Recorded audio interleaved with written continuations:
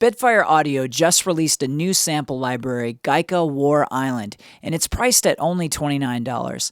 Now, they've had some really great sample libraries in this price range of $29, and hopefully Gaika is no different. So let's dive in and take a look.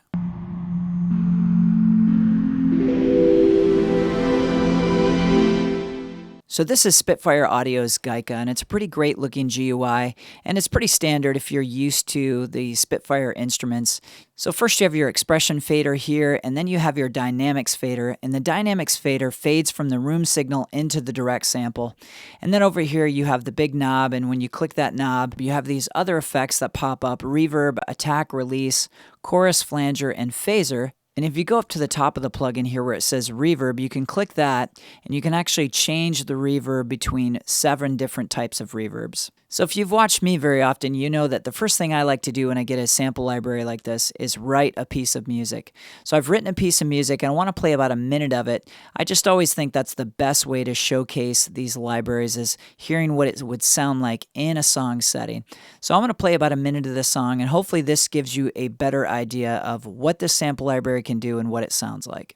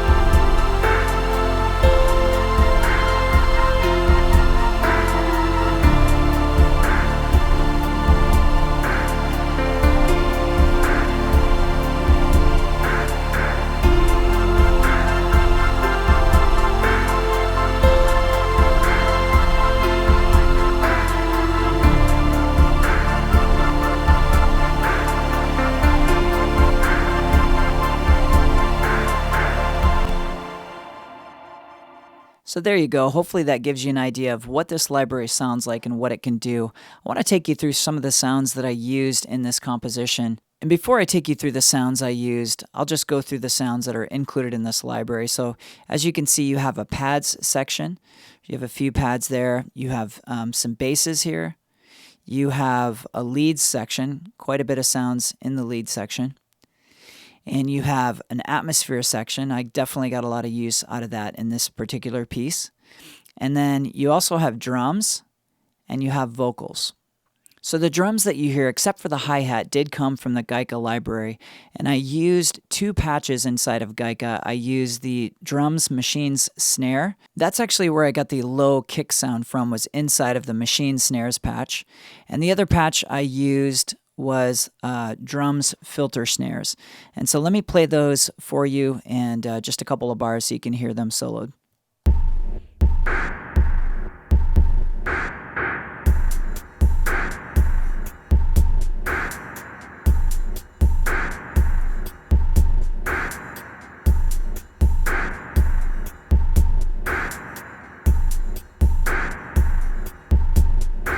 So I really liked that. I was able to get a good drum sound just using the sounds right inside of Gaika. So for the basses patch, I used this gritty bass 7ths, and let me play that for you.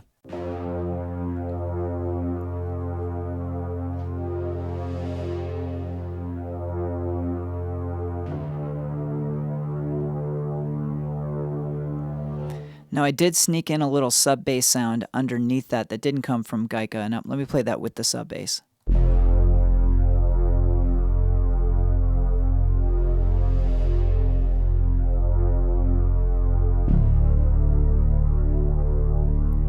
So that's just something that I do often, is sneak in a little sub bass, whether it's under an orchestra or under another bass part, but it just really filled out that bottom end. So one of my favorite sounds so far in this library is this one. It's called Clairvoyance, and it's inside the pads folder. Let me play that for you by itself.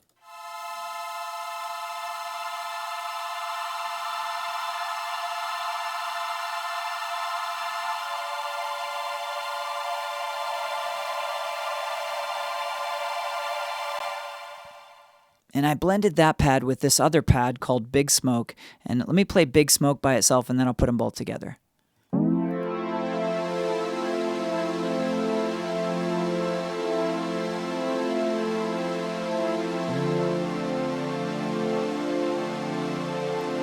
Now here's with both together.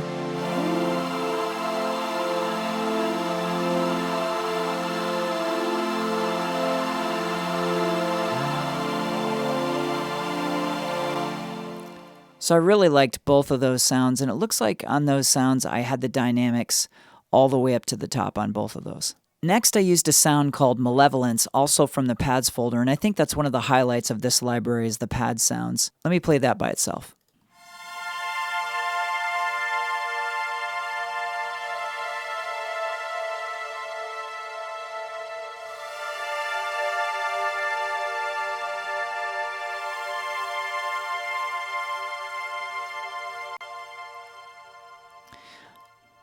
And along with that pad, I also added this sound from the basses.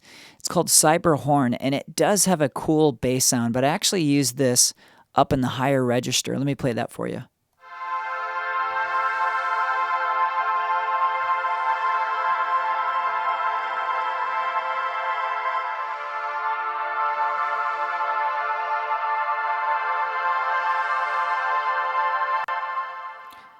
So even though it's a bass sound, it had a really great sound up in that higher register, and I was able to use it almost as a pad. But if you play it lower, this is what it sounds like.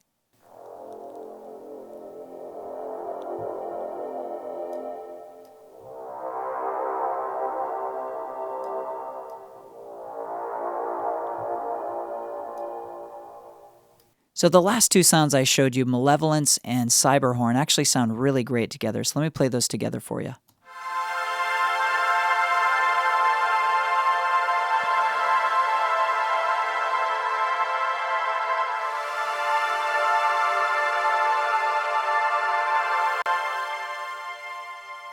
And inside the piece, I had a ducking effect on, and that sounded like this.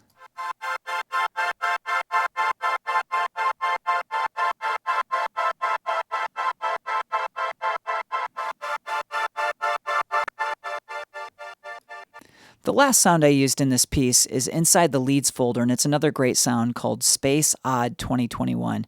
I should note that I did run a high-pass filter on this pretty aggressively, but this is what it sounds like with the high-pass filter.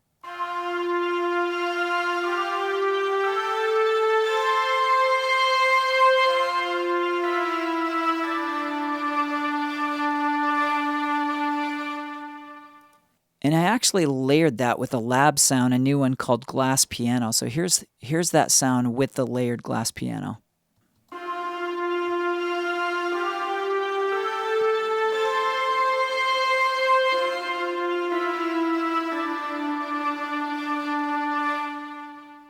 So hopefully that gave you a better idea of the type of sounds you can find in this library and if it's a buy or a pass for you.